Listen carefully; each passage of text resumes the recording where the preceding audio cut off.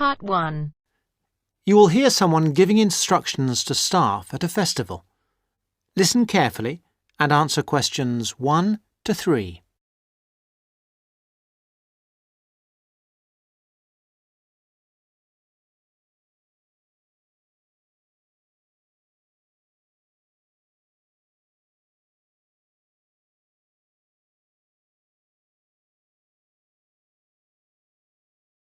Listen carefully and answer questions 1 to 3. Good morning, everybody. I'd like to welcome you to the Castle Pop Festival. My name is Sandy and I'm the General Manager of Castle Pop Entertainments. And I just want to take a few moments to mention a few things to you before you go and have your detailed briefings in your work groups. You all have a copy of the plan of the festival grounds. Now, most things are obvious, but I'd like to point out first the visitor toilets here along the side of the main area. Kindly do not use these yourselves. Your own facilities, the staff toilets, are beside the breakfast tent. Also, there are public telephones behind the stage. I mention these two things because they are places that visitors often ask for. For yourselves, one of the most important places is the staff meeting point. This is new this year, and the only thing to remember is that it exists and that when you refer to a meeting point between yourselves, you need to make clear which one you are talking about. The staff meeting point is between campsite 1 and the disabled viewing area. This is not marked on the general maps, but it is marked on the maps you've got there. The visitors' meeting point is, as you can see, in the centre of the main area, between the breakfast tent and the entrance. Now, another important facility is the first aid tent. This is a big round tent, so you can't miss it. It's on the right-hand side of the entrance, again as you come in. There are many other first aid facilities all over the festival site. In fact, there is a first aid box in every tent and sales point, but this is the central point. Finally, I wanted to mention the security on the site. Every year the festival gets bigger and bigger, and so every year we have to increase the security arrangements. We have a number of small security offices, one being near the entrance, but the main security office is opposite the disabled viewing area. It's next to the Old England pub so that the officers can keep an eye on what's going on there. And of course, in that office there is a full supply of first aid equipment too. And don't forget, those of you who can't wait till you get your pay at the end of the festival, there are some cash machines in the wall of the Old England pub.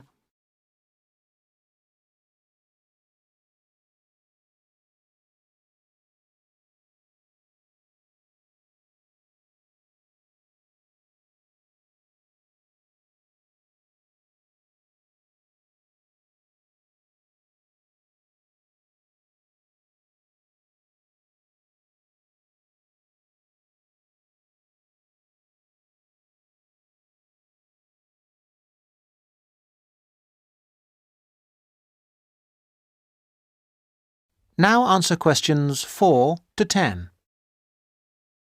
I do hope you will enjoy working with us this year. It's always good to see some of last year's faces back with us again. We hope this year to put on an even better festival than before. The first year we put on a festival, we called it the Mountain View Pop Concert. And it was a pop concert rather than a festival. We held it inside the castle and you could see the mountains in the background. It was very small and personal. Then we held it in front of the castle with the castle in the background, and then we started calling it the Castle Festival. Now, this year, we have moved further away into the fields. The advantage is that the castle and the mountains are both there in the distance, but we have as much space as we want in the fields. The only problem with the fields is that sheep use the fields during the spring months and they leave little messages for us all over the place. So please be careful and encourage the visitors to be careful too. Now, it just remains for me to let you know the times of your detailed briefings, which are as follows, and I'm telling you these as they are not, I repeat, not as written down on your welcome letters. Those of you who are working on the children's zone, your meeting is at 2 p.m. in campsite 2. Those of you on the security team need to meet behind the stage at 3:15 p.m. For the people on first aid, please do not meet in the first aid tent. There will not be enough room, but meet at the entrance gates at 4 p.m. Finally, we need everybody, and I do mean everybody, on duty on Monday morning at 8 a.m. for the final clean-up. I'd like to remind you that Monday is the final day of work, not the Sunday. People not coming to the final day will lose 50% of their pay. The meeting place for that is Campsite 1. Now, good luck, and let's make this the best festival ever! That is the end of part 1. You now have half a minute to check your answers.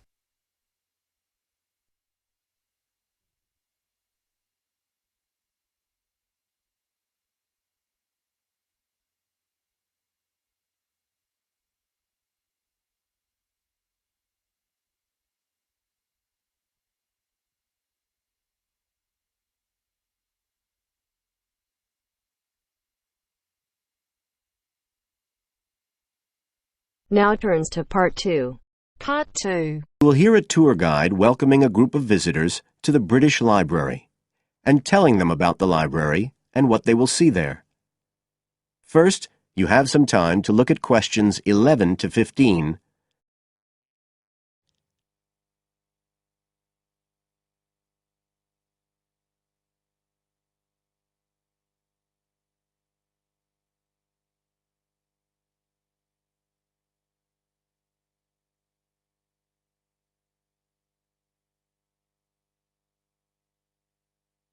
Now listen carefully and answer questions 11 to 15.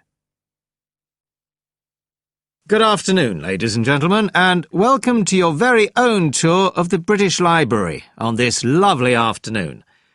My name is Tony Walters, and I'm your guide for today. Could I please see your tickets for the guided tour? I'd also like to remind you that any tickets bought today do not include a visit to the reading rooms. I'm afraid we don't do visits on Fridays, or any weekday during working hours, so as not to disturb the readers. But if you do want to see those rooms, the only day there are tours is on Sundays. So, I don't want anyone to be disappointed about that today. OK? Thank you. Right, we'll start with a brief introduction. As many of you know, this is the United Kingdom's National Library, and you can see that this is a magnificent modern building. It was first designed by Sir Colin St. John Wilson in 1977, and inaugurated by Her Majesty the Queen more than 20 years later in 1998. As you can see, the size is immense, and the basements alone have 300 kilometres of shelving, and that's enough to hold about 12 million books.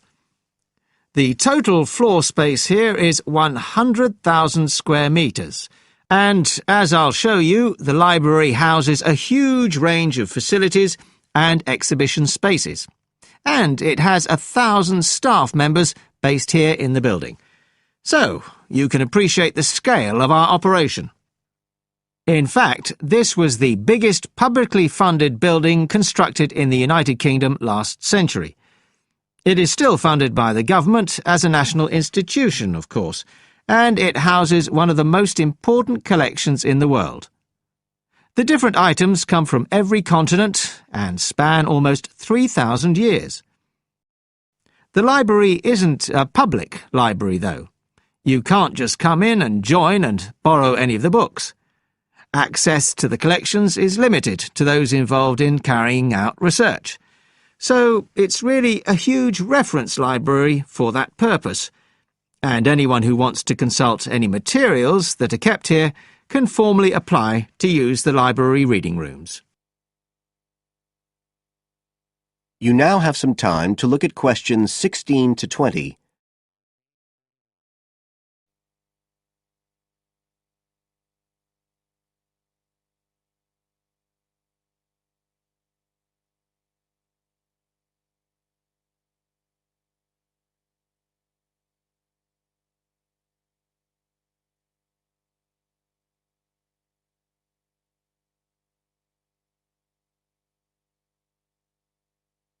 Now listen and answer questions 16 to 20.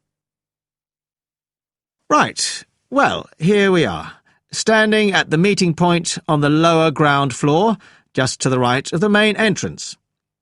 I've given you all a plan of the building so that we can orientate ourselves and get an idea of where we'll be going. Now, outside the main entrance, you'll see the wide piazza with the stunning sculpture of Newton. The sculptor was Paolozzi, but it's based on the famous image by William Blake, and it's definitely worth a closer look. On the other side of the piazza from the statue is the conference centre, which is used for all kinds of international conventions. We'll take a quick look inside at the end of our tour. Looking ahead of us now, you'll see that we're standing opposite the staircase down to the basement, where you'll find the cloakroom, and to the left of that, we have the information desk, where you can find out about any current exhibitions, the times of the tours, and anything you need to know, if you don't have a tour guide. As you can see, on this lower ground floor, we also have a bookshop. That's the area over to the left of the main entrance. You'll be free to browse there when we get back to the ground floor. Now, opposite the main entrance on this floor, we have the open stairs leading up to the upper ground floor. And at the top of them, in the middle of the upper ground floor, you can see a kind of glass-sided tower that rises all the way up through the ceiling and up to the first floor. This is called the King's Library. It's really the heart of the building. It was built to house the collection that was presented to the nation in 1823 by the King. You can see it from every floor above ground. When we go up there, you'll find the library's treasures gallery on the left. Can you find it on your plan? That's the exciting one. So we'll be visiting that first, but we'll also take a look at the stamp display situated behind it on the way to the cafe. A lot of people miss that. The cafeteria runs along the back of the floor, and in the right-hand corner you'll find the lifts and toilets. Always good to locate them. The other main area on that floor is the public access catalogue section, and I'll show you how that operates when we get up there. That is the end of part 2. You now have half a minute to check your answers.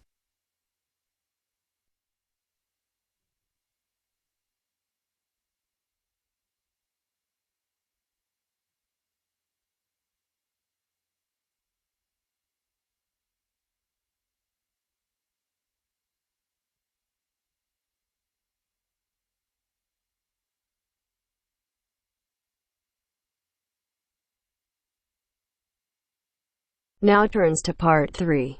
Part 3. You will hear part of a talk about attending a science festival. First, you have some time to look at questions 21 to 25.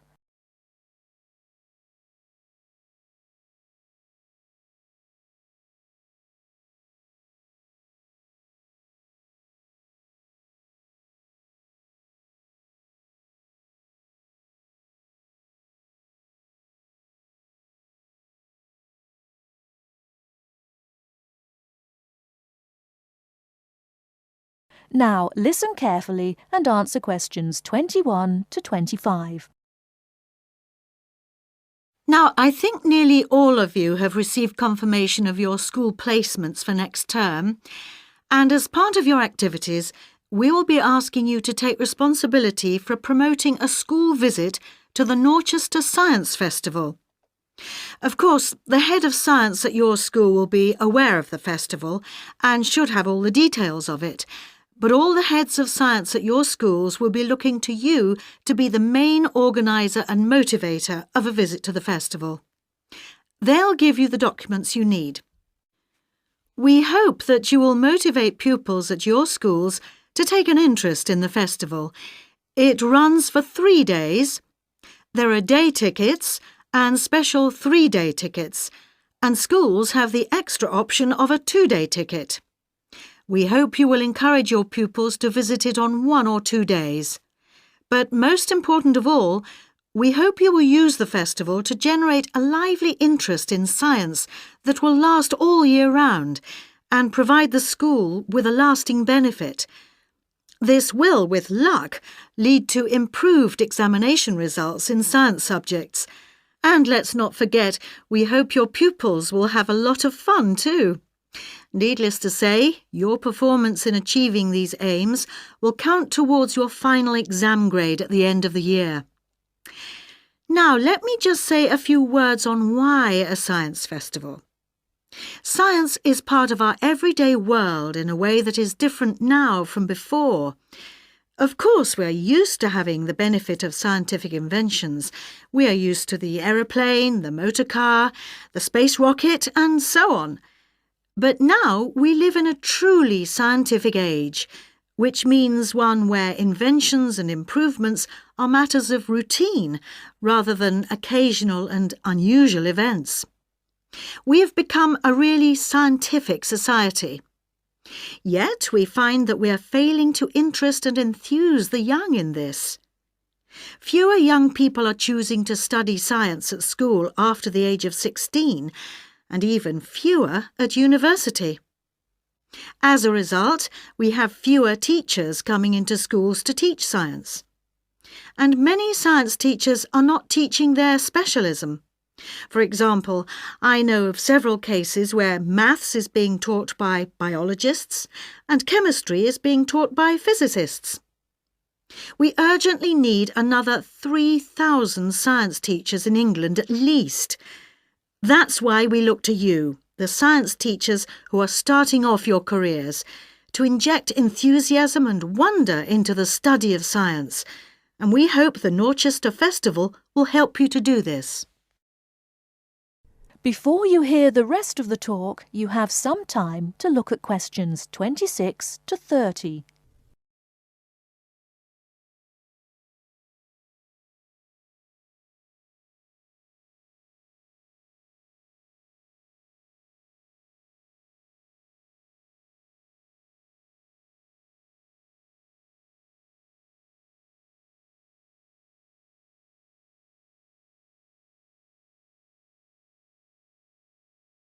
Now listen and answer questions 26 to 30.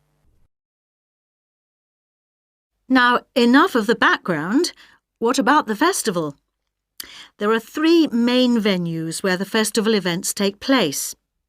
These are the Millennium Library, the Town Hall, not the Town Hall itself but the Town Hall Conference Centre, and the Norchester Theatre. Now, when you are planning your visits, remember that many of the activities for younger pupils will be at the Millennium Library, and the secondary school pupils may find more to interest them in the Conference Centre. Now, just so that you have some immediate information, I'd like to mention a few of the events that are taking place this year. One event of special interest to people living in this area is called Waterworld.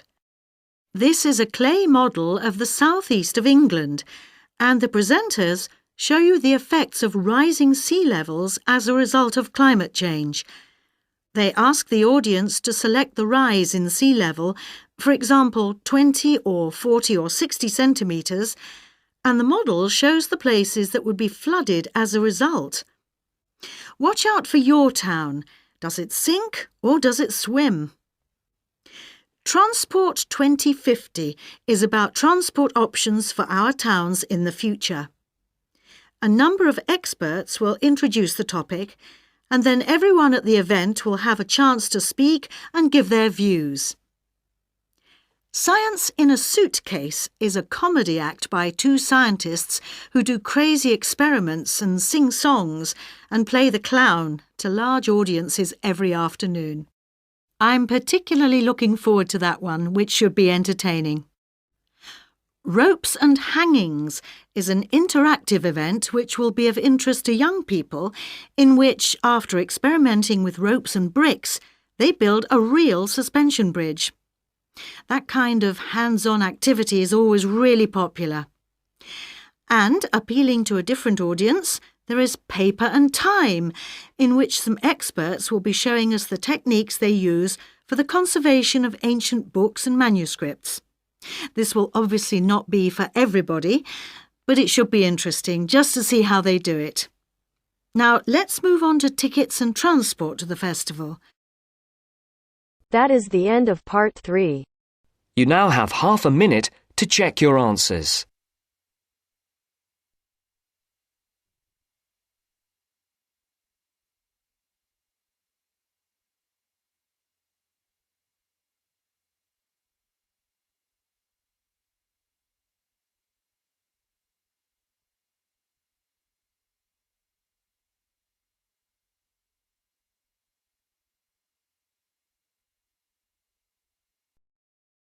Now turns to part 4. Part 4. You will hear a talk about chocolate. As you listen, complete the notes below by writing no more than 3 words in the spaces numbered 31 to 38 and circle the appropriate letter for questions 39 to 40. First, you will have 30 seconds to look at this section.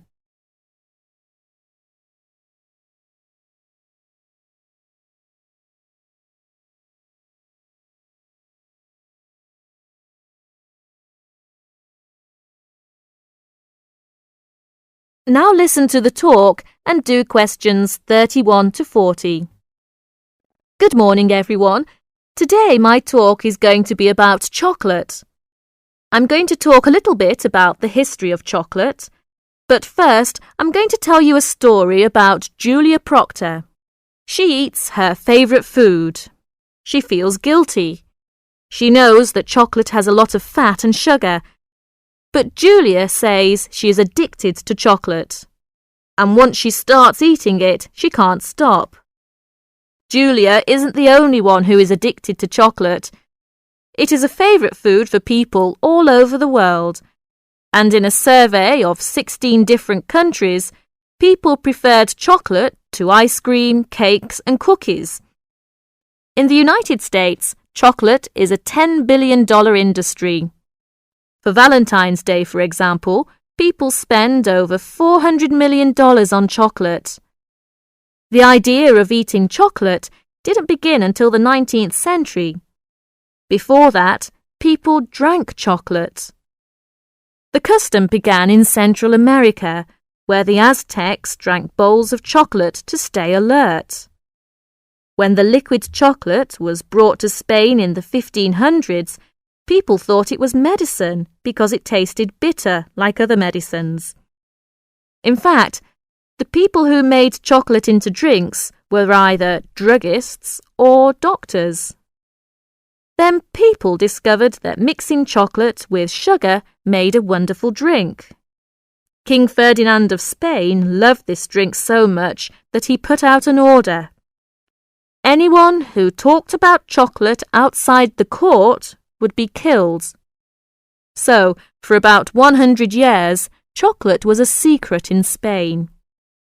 But finally, people found out about chocolate, and it became a popular drink throughout Europe. In the 1800s, a British chocolate maker discovered a way to make chocolate smooth and velvety. Then the Swiss added milk to the chocolate. Today, most Americans prefer milk chocolate, while most Europeans prefer dark chocolate. Now research shows that chocolate is actually good for us because chocolate has a variety of vitamins and minerals, and it has more than 300 different chemicals. One chemical works on the part of the brain that feels pleasure. People who feel good when they eat chocolate are actually healthier because feeling pleasure is important for health and can protect against illness. Good chocolate doesn't have much fat or sugar. You can enjoy it if you eat a little at a time. So, thinking about Julia Proctor, who I mentioned at the beginning, if you just eat a little at a time, that isn't a big problem. That's the end of my talk on chocolate. That is the end of part 4. You now have half a minute to check your answers.